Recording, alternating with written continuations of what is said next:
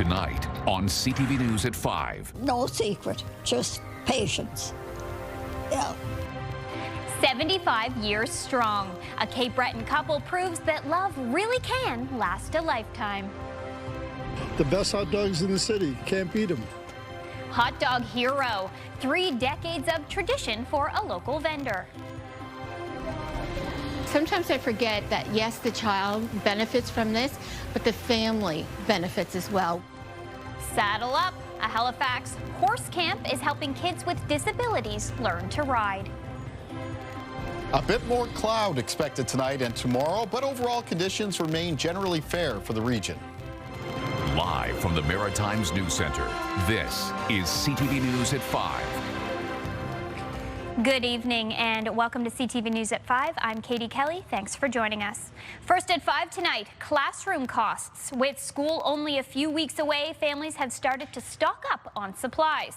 But despite the exciting time for many, a recent report found that over 80% of Canadian parents are stressed about back-to-school expenses. Emma Convey has more. Hey, Emma. That's right, Katie. Parents are feeling the financial pressures right across the board. The expert I spoke with says she's surprised that stat isn't 100% of parents. Pencil case, excellent look, glue. For over a decade, the team at Parker Street Food and Furniture Bank has filled backpacks with school supplies for children in need. And year over year, their list of applicants continues to grow. We're seeing their notices of assessment, and we're just wondering how they can possibly afford to do that on the income that they have. They supply children preschool aged to adults in adult learning with a full backpack. Markers, pencil crayons, rulers, geo sets, those kinds of things. And then you're going to see more like loose leaf graph paper, spiral bound notebooks. It's not just the families that use this service, but according to Mido, an online money management tool for teens, 81% of Canadian parents report feeling stressed when it comes to back-to-school shopping. The cost of everything is more expensive. I think also, too, depending on what age your child is at, it's going to be more expensive the older that they get. This is probably the easier, cheaper year, first year. It probably gets worse. The study also found that 60% of parents say their kids understand these financial realities. Sometimes we have a budget when we go school shopping. I remember last year I really wanted a binder, so I bought part of it with my own money. 40% of parents say they overspend during back-to-school shopping to avoid disappointing their children. I want a zip-up binder and a lot of pencils. Experts explain Canadians are struggling to meet all their financial obligations, leaning on credit cards and a line of credit to make things work. So parents that aren't even using our services are talking about the impossibility to just get the supplies that they want. They're having to try to do more thrift shopping. They're having to do more like Dollarama shopping. School supplies, groceries, everything is just too much. And the school board here in Halifax says if a child needs supplies and can't access them, families can contact the school directly for support. Katie. Thank you so much, Emma. CTV's Emma Convey for us in Halifax this evening. And that does bring us to tonight's web poll. We're asking, how stressed are you about the cost of back-to-school shopping? Your options are very stressed, somewhat stressed, not stressed, or I don't have to buy school supplies. You can go to ctvnewsatlantic.ca to weigh in and to see the latest poll results. Todd Battis joins us now with a preview of CTV News at 6. Todd. Thank you, Katie. Coming up in the newscast, Nova Scotia fire officials say they are making some progress on the Long Lake fire in Annapolis County, Nova Scotia, but they still have a ways to go. There was no significant growth overnight, and the rain on Sunday and cooler temperatures helped their efforts. But now they're keeping a close eye on the wind forecast from Hurricane Erin. Some forestry operations on Crown land in New Brunswick are being allowed to start up again, but only in the overnight hours. The province says they've struck a balance between helping companies and protecting forests. We'll have more on that tonight, along with an update on the wildfire situation in the province.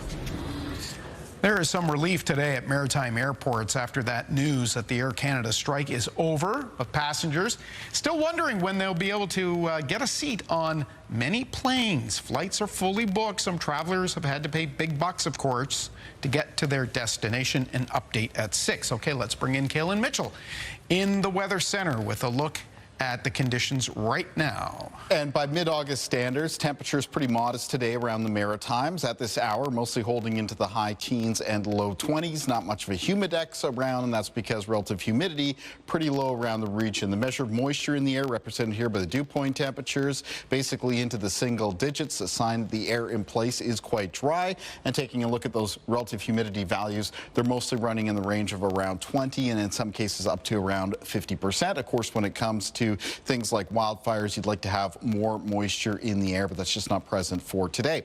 Taking a look at the winds, are mostly still out of a north and northwest direction. A little bit lighter today compared to yesterday for many parts of the Maritimes, but not quite all. They still remain at a little bit more on the blustery side, especially for eastern areas of Nova Scotia, including Cape Breton, where at this hour there's still some gusts between 30 and 50 kilometers per hour. The winds will be coming down for Cape Breton as we move through tonight.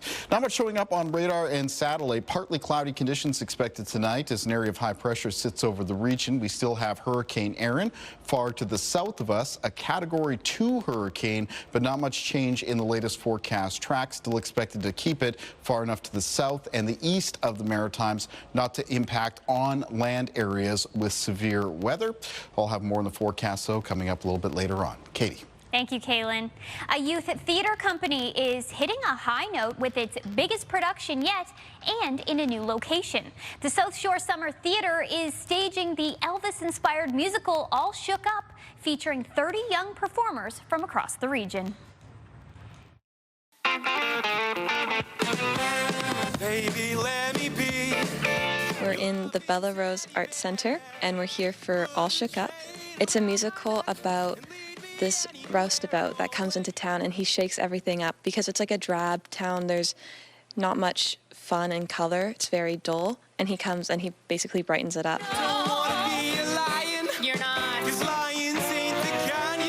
I've been with South Shore Summer Theater since the beginning, since 2022, with our first production, Jesus Christ Superstar.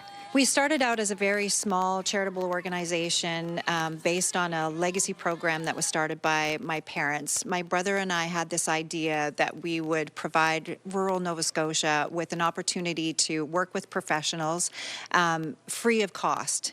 So they get music, dance, choreography, and theater experience at no cost to them.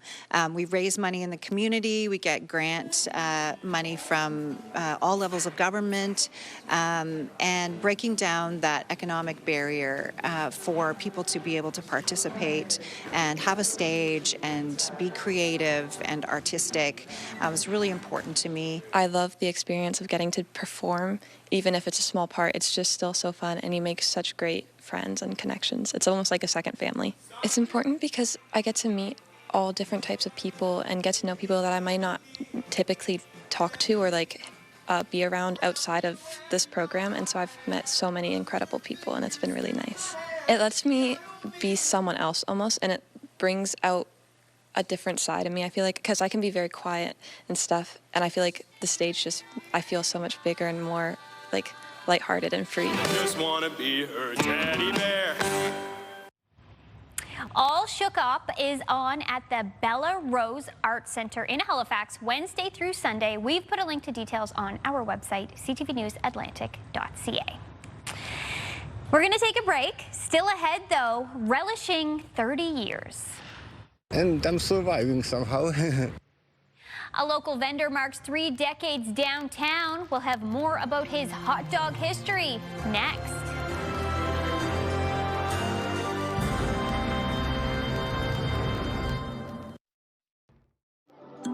It's a celebration of film.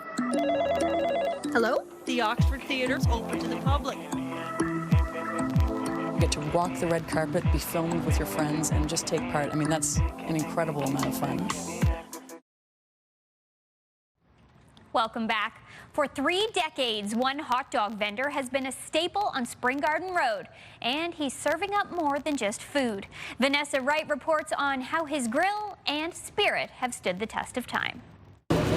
It's not rare to find a hot dog stand on a hot summer day in the downtown core.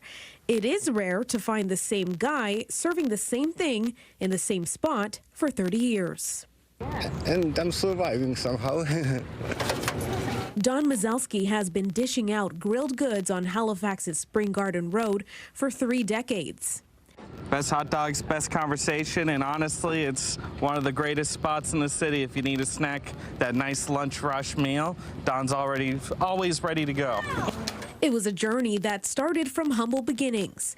Originally from Poland, Mazzelski came to Halifax in 1994, just a year before he bought his first hot dog stand.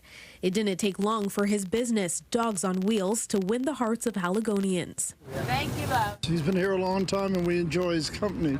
The best hot dogs in the city. Can't beat them. But like most businesses, there were bumps along the way.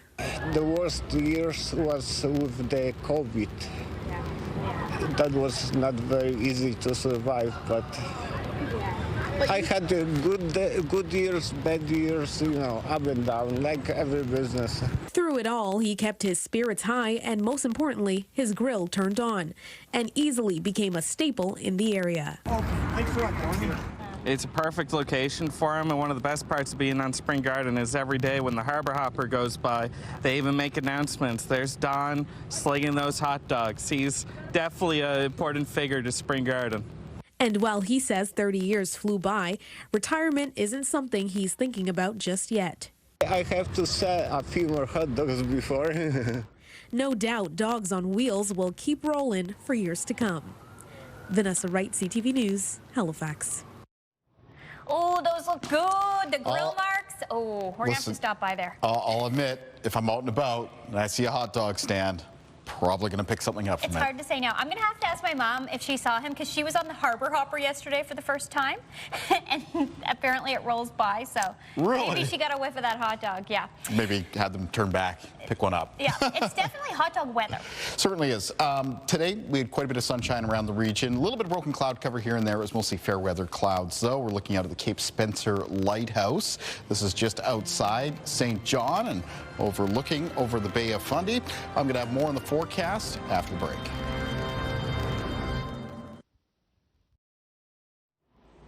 Welcome back. Well, Kaylin, now that we're both craving hot dogs, how long will this barbecue weather last? Well, it's going to last for this evening, that's for sure, on the Maritime region. I mean, temperatures, yeah, a little bit cooler than what's seasonable for this time of the year, but generally fair weather conditions for most areas.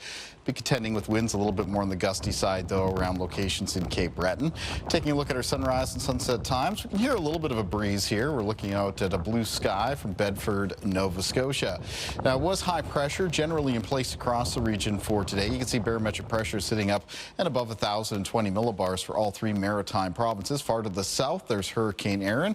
Did weaken in intensity, going from Category 4 to Category 2 over the last 24 hours, but it also has grown in size and is still expected to create a dangerous sea state when it comes to some large and crashing waves. In fact, there are some tropical storm warnings and some storm surge warnings that have been issued for the outermost islands of North Carolina. Some of those large crashing waves are expected to get into the proximity of that part of the U.S. eastern seaboard as early as Thursday morning. Taking a look at our conditions, though, here on radar, not much is showing up. It almost looks like there's a chance of maybe a very light shower over the next couple of hours right around the northwestern corner of New Brunswick. Though the air is so dry right now and that precipitation looks so light on radar, it wouldn't even surprise me if it actually evaporates before it reaches the ground.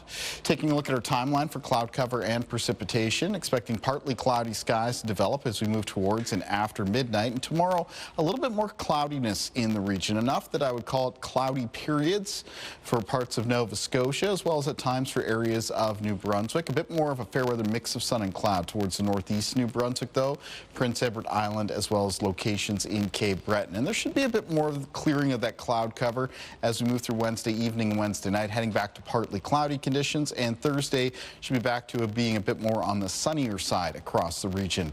Winds in the forecast for tomorrow are going to be variable in direction, a little bit lighter again than they were for today, mostly sustained between 10 and 20 kilometers per hour. Now, low temperatures in the forecast for tonight around the Maritime, still a bit cool for mid-August, though not as cool as it was last night because of the cloud cover moving in. By the way, Edmundston in the northwest of New Brunswick last night managed to hit a low temperature of 0.2 degrees. So once again, that's why we had those frost advisories in effect. No frost advisories in place for tonight. Most of the low temperatures temperatures for the Maritimes will be in the range of around 6 to 12. All right, taking a look at the forecast for tomorrow for high temperatures for New Brunswick. Most of the highs will be in the low 20s again, so 20 to 23 degrees. Low 20s expected for Charlottetown and Prince Edward Island. And for Nova Scotia for tomorrow, very similar temperatures to today, so most of the highs will be in the high teens and low 20s. Quick look at Thursday's forecast shows that we can expect once again a fair weather mix of sun and cloud across the region, and high temperatures that'll be mostly in the low to mid 20s. All right, let's take a look at our weather watcher for tonight. And tonight's weather watcher is coming in from 12-year-old Victoria. This looks like a little bit of a digital drawing or digital piece of art. It's a picnic here on a summer day, and got to keep an eye out on Yogi Bear there sitting in the corner. Thank you, Victoria. If you'd like to send in a weather watcher, then come into CTV Weather Watchers, P.O. Box 1653, Halifax, Nova Scotia, B3J2Z4, or email kaylin.mitchell@bellmedia.ca. Katie. Thank you, Kaylin. A Halifax horse camp is helping kids with disabilities learn to ride. CTV's Mike Lamb takes us to the stables, where parents say it's become an incredible opportunity for their children. Walk on, Linus. Good job.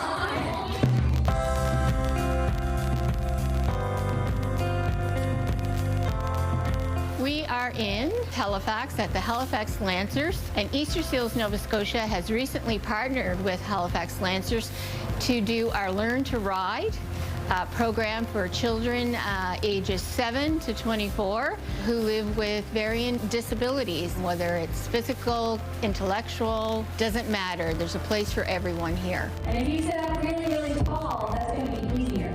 Learn to Ride started 5 years ago. Children 7 to 14 learn all about horses, get to ride the horses, do a little bit of horse care and barn care. It's important because children that live with differing abilities have a right to be included in sports. It helps with their development, it helps with their self-esteem and their self-confidence. It helps physically with their core and their muscles. Good job. And just the confidence that it gives them and the joy. Kind of fun being up there, isn't it? Olivia really enjoys riding on the horses, and Easter Seals is such a great organization to have these programs for kids like Olivia, and it gives them an opportunity to get out there and do activities that most kids just are able to go out and do on their own. I like going fast. It is my first time on a horse. I like it because it feels like you're bouncing on a bouncy castle. Sometimes I forget that, yes, the child benefits from this, but the family benefits as well. Families get to know each other. They form friendships because they have something in common. They live with challenges that other parents of able-bodied children do not. So it's really been an extraordinary program.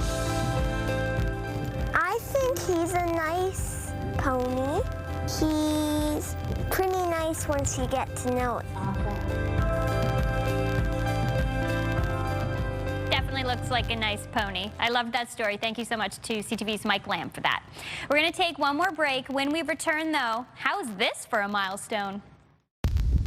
I'm Ryan McDonald. Tonight in the CTV News at 5, we'll introduce you to a Cape Breton couple who are marking not 50, not 60, but 75 years of wedded bliss. And I can tell you that after all of those years, the pair certainly hasn't lost their sense of humor. Their story is coming up.